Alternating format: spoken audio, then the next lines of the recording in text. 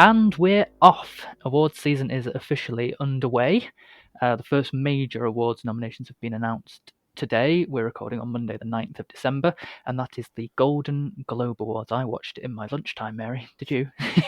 No, unfortunately, my dinner was too early and it was not on yet. So I was very disappointed, but I kept getting glimpses of it on my phone and seeing if it was there. But this is exciting because it's our first major indication of what films and performances we're likely to keep seeing now up until the Oscars, which is, I believe, the 9th of February or the morning of the 10th, I think. Yep, that's right. So this is really the start of it all. This episode, we're going to be looking at the list of nominees for the Golden Globes. We're going to be commenting on the shocks and highlights. So basically anything we were really expecting or we're shocked not to see. And we've also put together our predictions, which I've got to admit, for me, that was a lot harder than I was expecting. I don't know about you.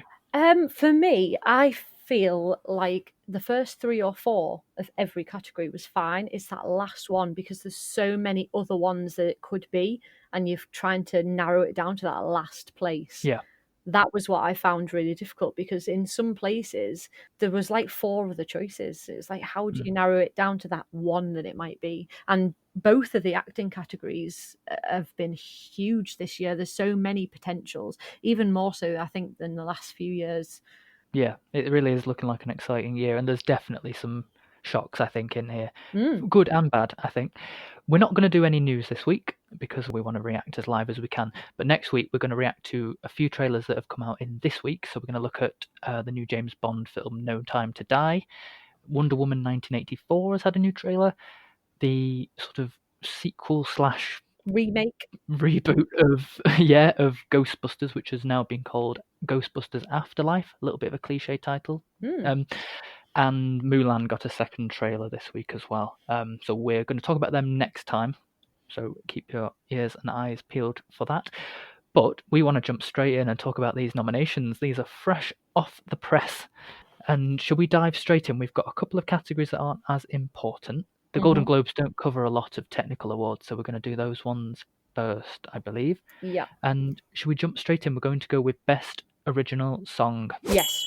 The nominees are Into the Unknown from Frozen 2, Spirit from The Lion King, Beautiful Ghosts from Cats, I can't do that one. I'm Gonna Love Me Again from Rocketman, and Stand Up from the film Harriet. I managed to predict all of these correct, completely a guess. Mary, you had Glasgow from Wild Rose instead of Harriet. Yes, I did. But to be honest, I kind of, again, guessed. The only one I've actually seen is The Lion King, and I hated the song anyway. So so it was a pure guess. So I'm pretty pleased with 4. I'm kicking myself a bit because I didn't actually listen to Glasgow or Stand Up, so it was very much a stab in the dark for that one for me. Yeah. If you were to say there's a front runner here, what are you thinking is going to be likely? Oh, I think it's got to be Frozen, I think. Yeah. I just think if it's anything like Let It Go, which apparently it is. I don't think it is. If it's anything like that, I would say it's probably Frozen. It's nothing like Let It Go in my eyes. I don't hear anyone singing it. I've not heard it on any adverts or in shops or anything like that. Musically, there are some bits in there that I think are a little bit odd, but I think it's a good batch overall. Yeah, quality-wise, yeah, definitely. We've got a Beyonce nomination and a Taylor Swift nomination, along with an Andrew Lloyd Webber nomination, plus Frozen and in the category, and Elton John. It's a mega category for songwriters there. Yeah, definitely. So we'll jump straight into Best Original Score then. Okie dokie. So we've got Joker, Marriage Story, 1917, Little Women, and Motherless Brooklyn. Very shocked about that one. Yeah, where did that come from? That was the one I got wrong. I got 4.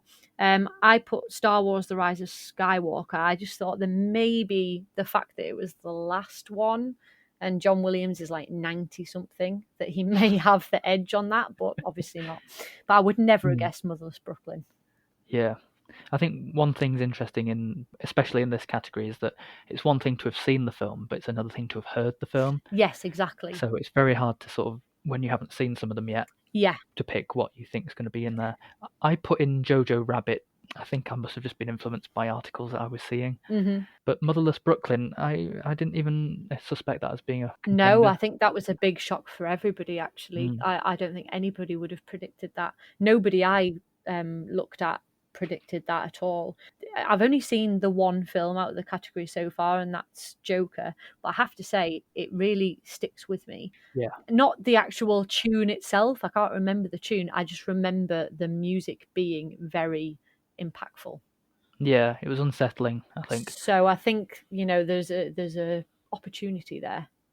Marriage Story has a good sort of recurring theme as well. Not that I could remember it now, but I remember at the time thinking, this is good. Okay. Whether or not that amounts to anything. So, next category then, we're going to look at screenplay. Yes. A little bit more difference in this one. The nominees are The Irishman, Marriage Story, Once Upon a Time in Hollywood, Parasite, and The Two Popes. Now, we both didn't put The Two Popes in. No, we didn't. You put Parasite, though. You got that one right. I did, yeah. You put Little Women. Yeah, I was hoping. I'd heard some things about it, that she'd done some different things with it, script-wise, and like flashing backwards and forwards and things like that. So I just thought maybe, perhaps, but obviously not. I think overall you've been a lot more generous to Little Women than I had been, and I don't know why. There's something about from the trailers and from the actual concept of it. Obviously, it's been done a lot. I don't know. Maybe it comes from a nostalgic kind of feeling about Little Women. The 1994, I think it is, film. That was one that me and my sister watched a lot when we were kids, and I don't know, maybe it's just the actual feeling. I'm actually reading the book as well at the moment, so maybe it's just I'm feeling overwhelmingly positive towards Little Women maybe at the moment. All of the other nominees, and even including Jojo Rabbit, which didn't get in, they're all very sort of original. Yes. Parasite for me was I was really excited to see that one in there, because by the sounds of it, the themes of it all, and it's actually meant to be hilarious as well. So I think it could be a lot better than I expected. I think it could do. I hope so. Do quite well. I think it's possible, very possible. It's very odd, though. Apparently, isn't it? It's quite an odd film, and I think that in itself is what's getting it the attention. Absolutely, yeah. So, shall we move on to Best Animated Feature then? Okay. Okay, so for this, we've got Frozen 2, no surprise there. Toy Story 4, again, no surprise. Missing Link, How to Train Your Dragon 3, The Hidden World, and The Lion King. Yes. The Lion King. Well, this is interesting, I think. I didn't consider it at all. No, I didn't. On reflection, because there isn't a visual effects category, it kind of makes sense, I guess, that it's been put in there, because it is animated and it is fantastic how they've done it. Yeah, I thought the same thing. When I actually look back at it, I thought, oh, yeah, actually, they are counting it as animation, aren't they? I just don't know. It's supposed to look real life, and I don't count that as animation, really. So I feel like it's almost cheated. I put Klaus, and I'm extremely upset that it didn't get in there. Yeah, I'm looking at my nominations, and I don't know why I put in some of the ones I did. I put in a film called Weathering with You, and maybe that's better for the Oscars than the Golden Globes, so I don't know why I put that. And I put Abominable as well, just because I kept seeing it. But yeah, I think I would have put Klaus. What we were saying just before we started the podcast is it's really difficult to decide on predictions, because you can go with your gut and go with something that you think will get it and something that you want to get it, and sometimes be right and sometimes be wrong. Or you can listen to what loads of people are saying about it, all the articles and the podcasts and whoever, and get led astray. Yeah, and led astray, yeah, and get it wrong. So it really is. It's hard. I think the Golden Globes famously have some odd choices sometimes. Yeah. They don't follow the crowd with a lot of them. But to be honest, all of the awards, the BAFTAs, the SAGs, they all have their own little thing that tends to be a bit different. The BAFTAs in particular is very British. Yeah, exactly. They all tend to have that thing that goes off on its own a little bit, off the main path that leads towards the Oscars. It gets quite political there. It's an interesting one. One category then that's looking Well, I think we're seeing the main players here. Is the best foreign language film, or what will be known as the international film for the Oscars. Yeah. The nominees here were Parasite, which I am very happy about. I'm sure it will win. Pain and Glory, Portrait of a Lady on Fire. Lots of P's in this one. The Farewell, which we weren't sure was going to be in this category or not. And I assume it's a version of Les Miserables, but I don't actually know. I don't either. I really don't know. I can only assume. This is the category I'm most upset about, because I actually had The Farewell in my category for a few days, and I kept reading about this Atlantics film, and I took it out and put that in instead. So I'm so annoyed, because I could have got all 5. Yeah, well, I put Atlantics in, but because I already had The Farewell, it was Les Miserables that I missed out on. So I think this is the only category where we've missed out on one of the nominees because we didn't pick one of each other's. Yeah, exactly. Yeah. I'm really rooting for Parasite here. Yeah, I agree with you. I think it's like Roma last year. I think it's got the win in the bag, really. Yeah, a lot of buzz. Yeah, absolutely. Love it. So from there, we're moving on to what is probably starting to get a little bit more exciting now, the Best Supporting Actress. Yeah. So at the Golden Globes, they split the main actor and actress categories into comedy, musical, and drama. But with the supporting actors, it's in any genre, basically. Any motion picture. Which makes it a lot harder, because you get 10 votes, basically, for the actor and actress. But for supporting, you still only have the 5, essentially. So the Best Supporting Actress nominations were Laura Dern for Marriage Story, Jennifer Lopez for Hustlers, Margot Robbie for Bombshell, Annette Bening for The Report, and Kathy Bates for Richard Jewell. I did not see this coming. No, I didn't at all. I got 3 for this one. I also got 3. Yeah. We went for different choices anyway. We both picked Zhao Zhuzhen from The Farewell. Yes, we did. And then we both went for a different one as our 5th choice.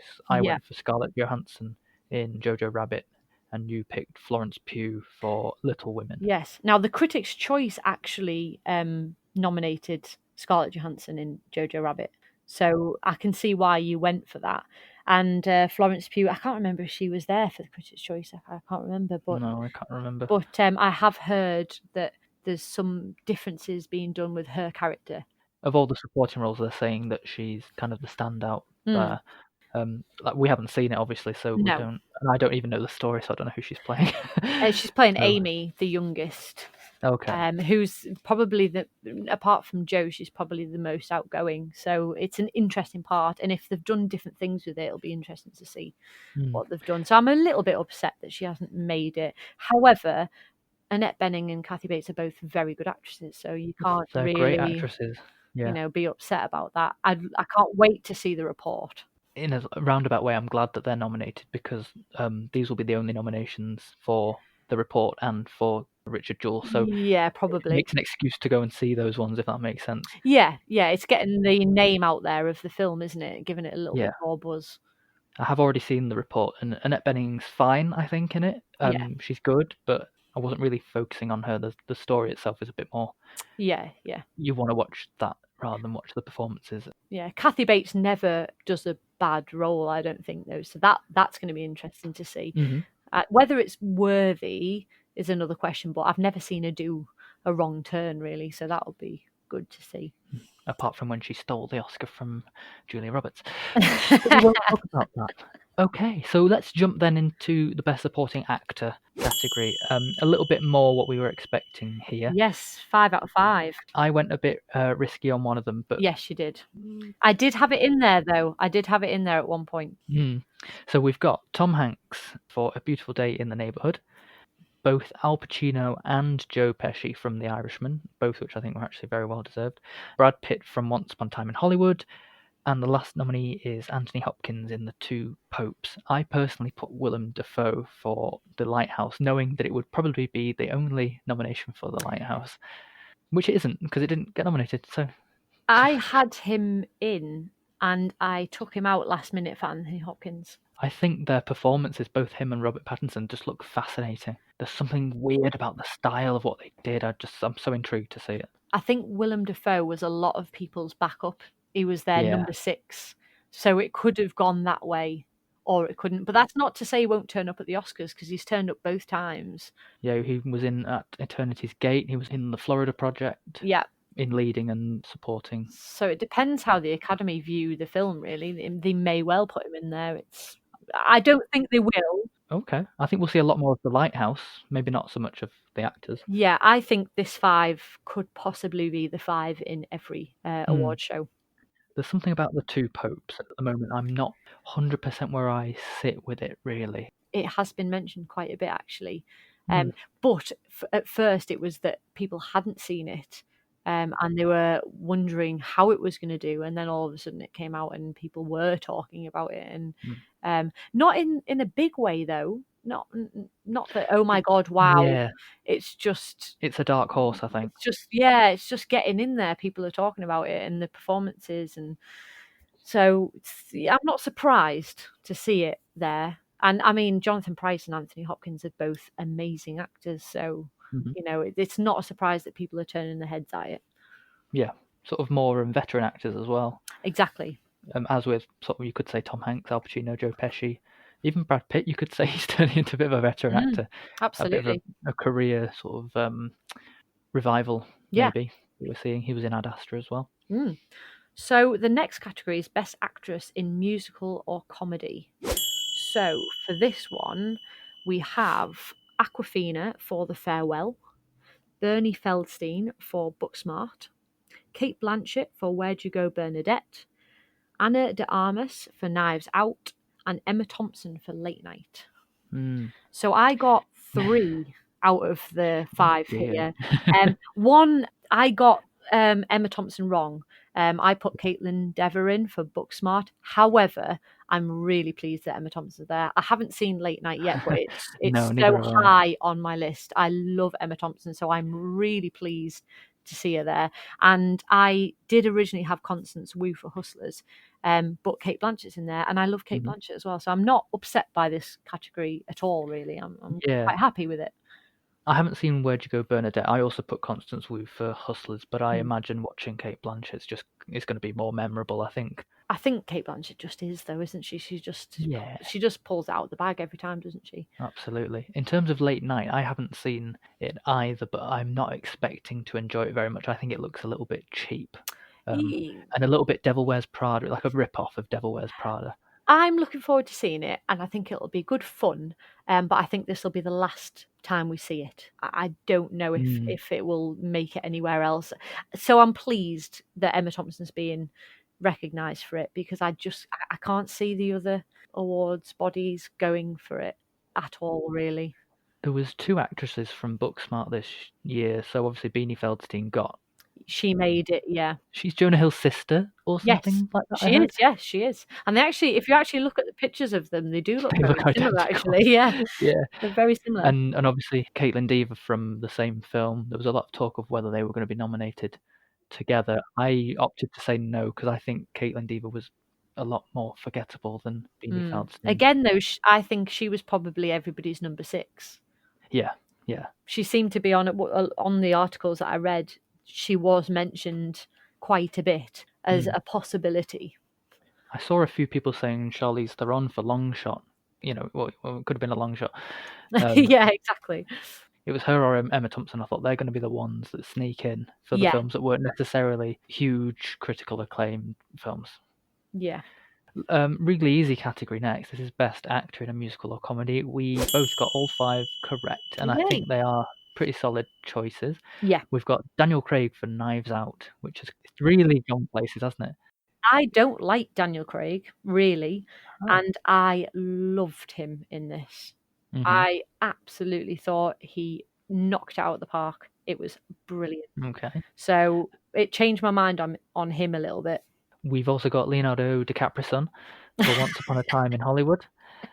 Taron Egerton from Rocketman. No surprise there, I don't think. Roman Griffin Davis, who is a very young actor from Jojo Rabbit. And Eddie Murphy, another sort of career revival here, in Dolomite Is My Name. I am very surprised that an actor of this age, Roman Griffin Davis, has got in with these guys in here. Yeah. I sort of had a space here. At first, I didn't know whether Adam Sandler was being considered for this for Uncut Gems. It turns out they were going for drama in the end. Yeah. And the only other option, I think people were saying Himesh Patel for Yesterday. Yeah, it was a bit short, this one. I think of all the categories, the actor categories anyway, this was the one where it was a little bit short of people. Yeah, had a space. Yeah. Yeah. Interesting. But yeah, nothing much to say there. I'm quite pleased with those. I've seen most of them. Have you seen Dolomite yet? Yeah, I've seen Dolomite Is My Name. I really enjoyed him in that. Is it worthy of a nomination then? Yeah, I think so. Yeah. Especially in a category for musical or comedy, whether or not it's going to be in a Best Actor for the Oscars, I don't know. But he plays a comedian, and I think that's probably really hard to pull off, to actually pretend to be funny. Does that make sense? To act funny. Yeah, no. I think what's really difficult with this as well is once you go in past the Golden Globes, it doesn't split the genres after that. So you've got 10 performances to try and squeeze into 5 spaces. It gets very difficult, so you have to start taking people out straight away, and I think Eddie Murphy will immediately disappear from the list. Fair enough. It's one of those where I think if you look at the pattern, it tends to be that the majority of the dramas get in, and maybe 1 or 2 of the musical comedies, if they're good enough, will sneak in. Yeah, I reckon we won't see Taron Egerton at the Oscars. Looking at what's coming up in drama, I don't think there's a space there. Yeah, not this year. I think it's too strong in drama this year. I think for maybe even any of them really to get in. They've kind of done it recently with Rami Malek, very similar film. Obviously, Bohemian Rhapsody was miles better, in my eyes. But yeah, that's Best Actor in a Musical or Comedy. Yeah. So next we have Best Actress Drama. So for this one, again, I think for the most part it was pretty expected. Yeah. So we had Renee Zellweger for Judy, Scarlett Johansson for Marriage Story, Saoirse Ronan for Little Women, Charlize Theron for Bombshell, and Cynthia Erivo for Harriet. So I got 4 here. I maybe as a risky pick went for Lupita Nyong'o for Us. So did I. I so wanted to see her here. Yeah, I saw her appear at the Critics' Choice nomination. Yes. And I just thought, ooh, maybe people are looking at this. But maybe it's just because Critics' Choice cover so many more genres in there, and maybe it's just that. Yeah, I considered taking Saoirse Ronan out of this category. I don't think, again, from looking at the trailer and from what I know of the film, I wasn't expecting amazing things from her performance. I thought maybe we would see Lupita and Cynthia Erivo. I think it depends what they do with Little Women. I'm really looking forward to seeing it. I'm going to see it on Boxing Day with my sister. It's not the one of all these that I'm hearing anyone talking about, though. No, it's just not her year. Again, unfortunately, it's just she does amazing performances in pretty much everything she does, but she just never looks out. She never has the strongest in the category. They're great roles, but again, it's just not her year. So looking ahead then to the next category, Best Actor in a Drama, I think there was one big snub in here. The nominees were Antonio Banderas in Pain and Glory, Christian Bale in Ford versus Ferrari, or Le Mans 66 if you're over here, Adam Driver for Marriage Story, Joaquin Phoenix for Joker, and Jonathan Pryce for The Two Popes. Now we both put Robert De Niro for The Irishman in here. We did. I think this is actually a big snub. Yeah, I was going to say, is this what you think the snub is? Because obviously you've seen it yet. I haven't seen it yet. Yeah, I watched it, all 3.5 hours of it on Sunday, just gone. Yeah, he's in it so much alone that and he plays different ages of his character. Automatically it feels like it should be a nomination. Is it up there with his other performances? I mean, without any disrespect to him, he is older now. Yeah. And for an older man to convincingly play a younger man, yeah, doesn't always pull off. But like I said, just considering the amount of screen time he has, and there must have been a lot of backwards and forwards in terms of shooting. 1 minute he might have been old, then he might have been young, and they've got to change their posture, their facial expressions, their voices, everything along with each different. A bit like when I said Eddie Redmayne won for Theory of Everything. Yeah, a bit of a complex process behind that one. Christian Bale, he does look good in Ford versus Ferrari. I haven't seen it. Lots of people mentioned him. It's actually Ford versus Ferrari is getting a lot more talk than I would have expected for the type of film it looks to be. Well, the Golden Globes quite famously nominated Rush for their Best Picture drama, I think, one year, and I heard a few people saying, were they going to do the same because they like this kind of film? Ultimately, Ford versus Ferrari doesn't appear anywhere else, nowhere else on these nominations.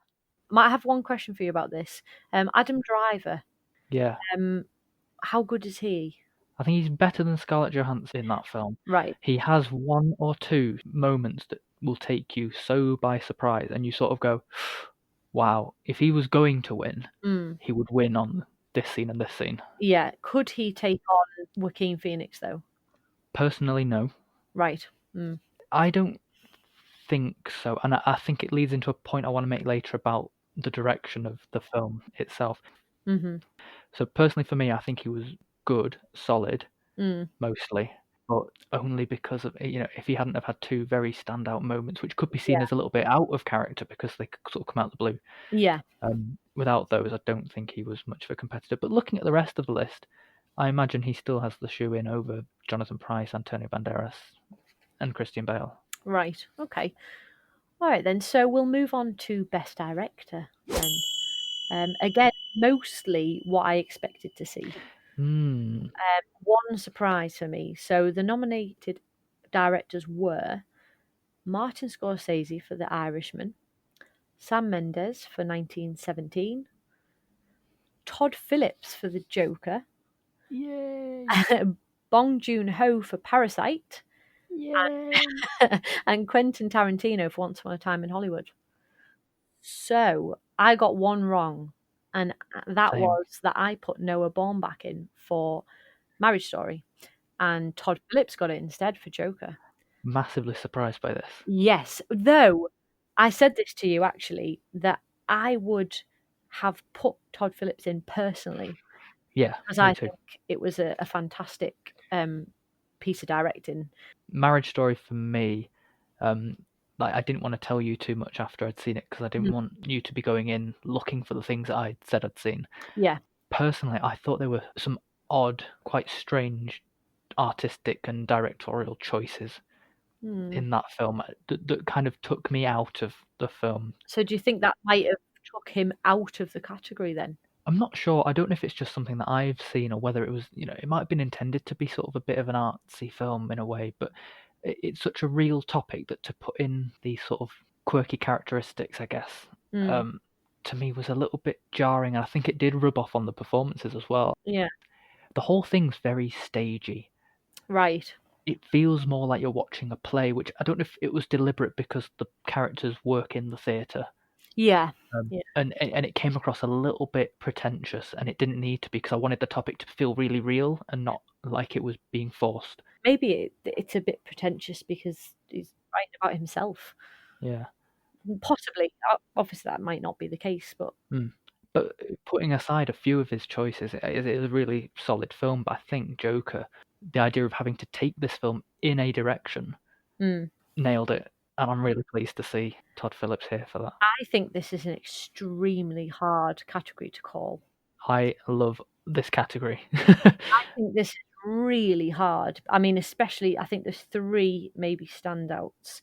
The Irishman, obviously Martin Scorsese's come back with a wow, It's epic in scale. I think you could say exactly the same about 1917, especially with it all being in one cut. I think when it comes to the technical awards at the Academy Awards, we'll see 1917 more. And obviously what Sam Mendes has done with that, I think he stands a very high chance as well. And again, Once Upon a Time in Hollywood, this might be Quentin Tarantino's best chance. Maybe. Might be his last chance. Yeah, it might be his last chance. He quite often announces that he's not going to make any or many more films. It's just such a strong category. I think this is going to be really hard to call. I haven't seen 1917 or Parasite yet, but I'm expecting them to be top of my list in 2020. For them to be at the top of my list right through to December. I just have a feeling about them. I just know when something's going to be topping my list. I wouldn't be surprised. I really wouldn't. The quality of this category is pretty unbelievable, really. Yeah. So looking then to the first of the best picture categories, obviously we have musical and comedy. Nominees were Jojo Rabbit, Knives Out, Yay. Once Upon a Time in Hollywood, Rocket Man, and the one that neither of us got was Dolomite Is My Name. I really went out there and put Cats, just because it's a musical and comedy category. Yes, I get why you picked it, but after hearing everything I've heard about it, I think that's a very risky choice. I just think if they were going to go for a musical, yeah, it would be. I mean, Rocket Man kind of counts. It's kind of a half musical, but there was no other musicals here. No. And I just thought, you know what? We haven't heard much of the songs apart from, Jennifer Hudson's belting one out. You've got Jason Derulo screaming about milk, or whatever he's up to. And, Taylor Swift's obviously got a song with Andrew Lloyd Webber. And I just thought, as an overall musical, it might actually work, whether or not the look of it is right or. Yeah. I put Booksmart. Yeah. Which again, maybe people would think was a risky choice, but it did exceptionally well when it came out, especially in the US. But maybe that's why it didn't make it here, because you've got obviously the Hollywood foreign press, so it's maybe how they saw it. It was a little bit differently. Booksmart is an extremely funny film. Yeah. I reckon it's probably the funniest out of all of these. Yeah, I think, again, if it was going to be anywhere, it would be here. And obviously it hasn't made it, but I am absolutely chuffed to bits that Knives Out is here. I saw it at the cinema on Friday, and I absolutely loved it. It's going to be high up on my list this year. I thought the script was fantastic. I think everything that Daniel Craig said was fantastic. I think all the performances were great. So I'm quite pleased to see Ana de Armas make it as well. Yeah. So I'm really pleased to see that there. I don't think it'll win, but I'm really pleased it made it. You never know. Okay, so we'll move into the big one then. Yes. Best Picture Drama. Okay, so the nominations were The Irishman, Marriage Story, 1917, The Two Popes, and Joker. Joker got in. I know. I'm not surprised, though, to be honest. I'm really not. I think some people might be, but I don't know why, because when you actually think about it, think about what it did, and just looking at the film itself, it was a great film. You can't. I toyed with it a lot. I took it in and out and in and out. I kept swapping it with Ford versus Ferrari. It was a clear choice for me. The one that I put in, which I got wrong, was Little Women, and that was the one I was unsure of. But Joker, I was pretty certain Joker was going to be in there. Yeah, I'm glad I kept it in the end. Little Women, I'm not sad to see it go. I really put it in because I thought there weren't any sort of majorly female-oriented films, even in the director category. Did you put Little Women in as well then? I did, yeah. The Two Popes was the one that swapped it out. I was a bit surprised to see The Two Popes there. Yeah. I'm very interested to see it now. Much more than I mean, I would have seen it anyway because I love both of those actors, and I think it's a very interesting looking film. But I'm really intrigued now. Because it's got some pretty big nominations there. I'm more interested to see it than I was before, but I'm so excited. Marriage Story, The Two Popes, still need to see The Report. The Irishman. See The Irishman, I need to see. That's on Netflix. Well, yeah, luckily this year a lot of them are online releases, like you say. So I've watched Marriage Story and The Irishman both this weekend because they were both online. I thought, I think usually by this point we haven't seen as much as we which have. is really interesting because is this the way it's going to go? I quite like that though, because it gives you an opportunity to see the films, to actually have your input. Usually we are purely guessing at this point because we don't know what the films are going to look like. This year, you actually, if you have the time to watch it, you've got that opportunity to get a real outlook. And it's just so much better. And will that make a difference with who's nominated and who wins? Yeah. It could change the game a little bit here if it starts going this way. Yeah. So looking at what we predicted, it was very, very close. If this was a competition, I don't know how else to put it, you would have lost, Mary, I'm afraid. there was 1 point in it. So out of 70 nominations, that's 5 nominations in 14 categories. Mary, you got 55 out of 70, which is a 78.5%. I think that's pretty damn good. It is good, actually. But I got 56 out of 70, which gives me an 80%. Now, we're looking at like a higher first there. Well, I mean, if we're going to talk about patterns, I think I usually lose. So, do you? I think I do. I think it's not easy, is it? Do you know what? I've accepted it now. I'm okay with it because I've lost so many times. I'm okay with it now. But that's so close. We might as well call it a draw. It's very close. So, should we sum up then? Yes. So, if I asked you what your biggest surprise was, who were you really surprised to see?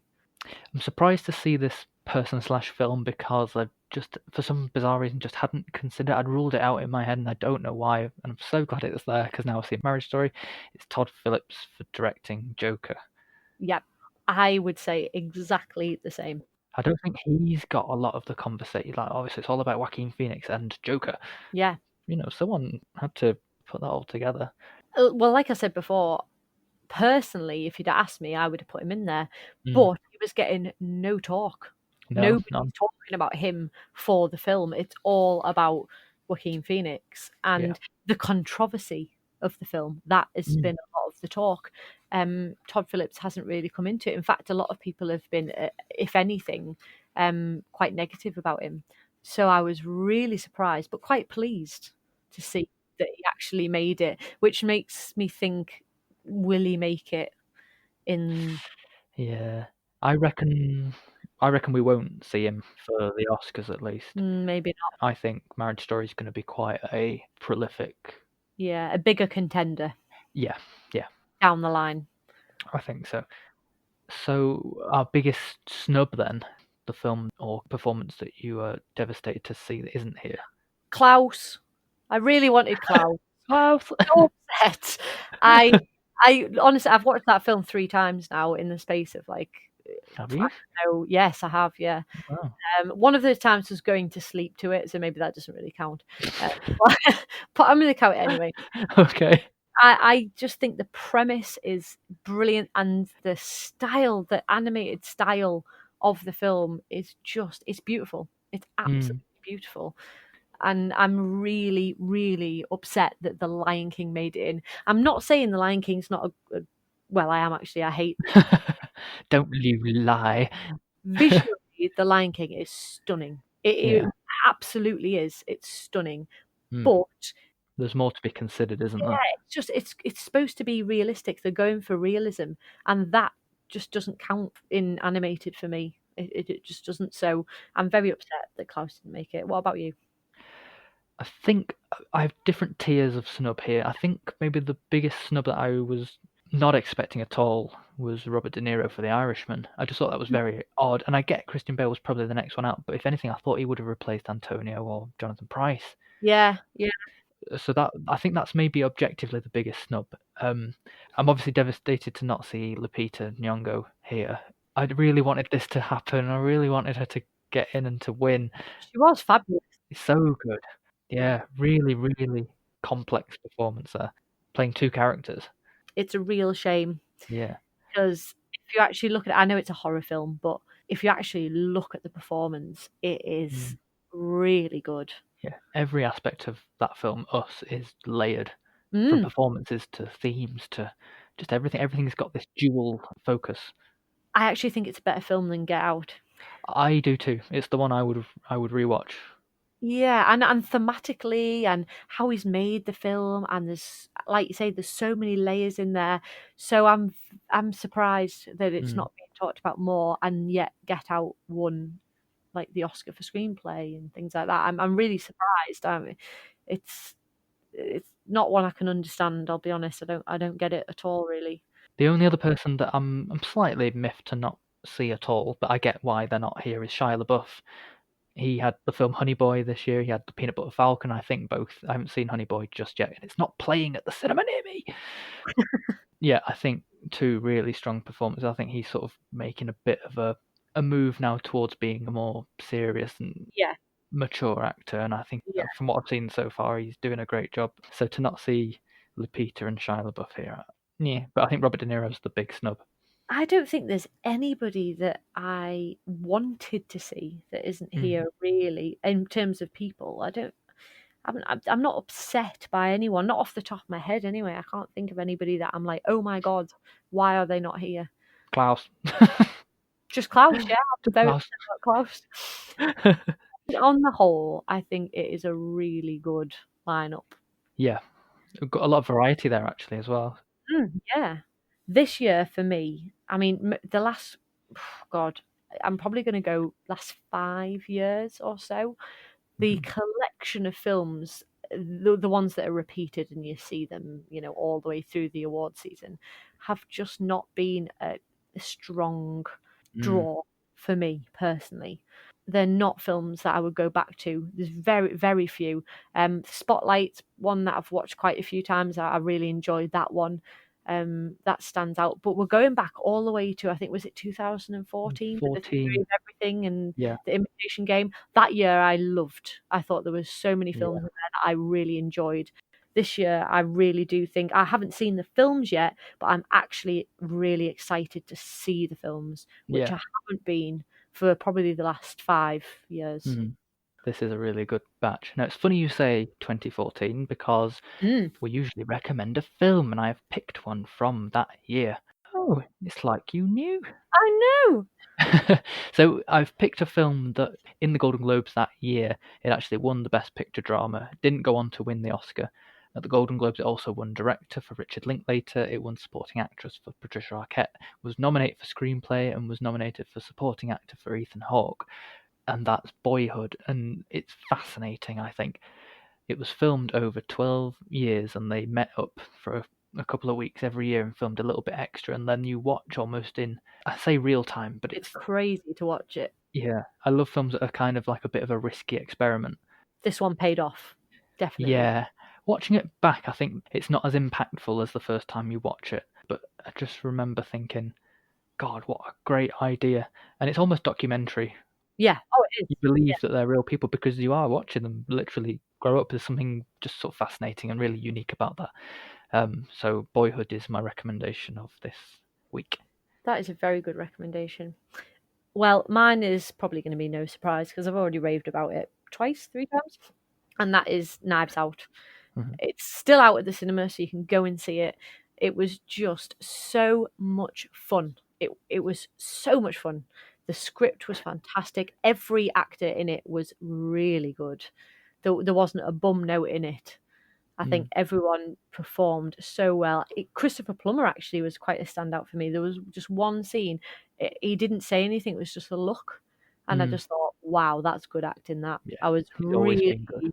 I just loved it. I really did. And like I said, Daniel Craig is I'm just not interested at all. But this, I just thought, he's hamming it up. He's loving it. It was just brilliant. It's so worth a watch. And you just don't get good murder mysteries anymore. It's like Agatha Christie type, fun, dark comedy. It's fantastic. Really, really good. They've really pulled it off. It went in directions that I wasn't expecting it to. Like, without spoiling anything, it's not the traditional plot structure you'd expect. You find out a lot of things earlier than you're expecting to, and and then you expect it to go in a certain direction, and it does for a little bit, and then it clears off. And it was very, very clever. Very clever. I liked it a lot. That's my recommendation. Yeah. Okay, and what do you think you're going to be watching next? Obviously, we are having Christmas week next week. Yes, and no surprise, as I'm following my Christmas calendar, I'm actually going away the next 2 days to Edinburgh to the Christmas markets. So I'm going to try and get a film in tonight, and that will be Fred Claus, because that's the next one on my list. Ah, cool. I think we'll talk about it next week a little bit more, but I haven't seen a lot of the films that have any clause in the title. Terrible. How old are you? I'm going to try. I've written that officially now Die Hard will be it will be watched in this week so that I can comment, and I will watch Klaus as well for you. I might give you some homework. I might write you a list of must watches for next week, because next week How old am I? Old enough, but not too old for homework. Okay. I think I might write you a list, because next week is Christmas week. This is my big week. This is my forte. This. You go to town, Mary. Yes, I will. I'm going to make you some homework. I think I actually will do that. I'm going to make you a list. Thank you very much. Yeah, so as we've said, coming up next week, it's Christmas. And where can you find us? We're on Facebook and YouTube, CineChat Podcast. Instagram at CineChat_official, Twitter at CineChatPod, and you're probably already listening on Spotify, iTunes, or Spreaker. Our email address is... Don't do this to me. I usually have it in front of me and it's not. Unbelievable. It's cinechatofficial@gmail.com. We got there. Yay! Sorry, I had a mental block. It's been a long day. Oh, well, yeah. We should mention we're recording on a Monday after work, people. It's dedication. It definitely is. Yeah. So that's episode 6. We'll see you next week for Christmas episode 7 of the CineChat podcast. Good day. Bye.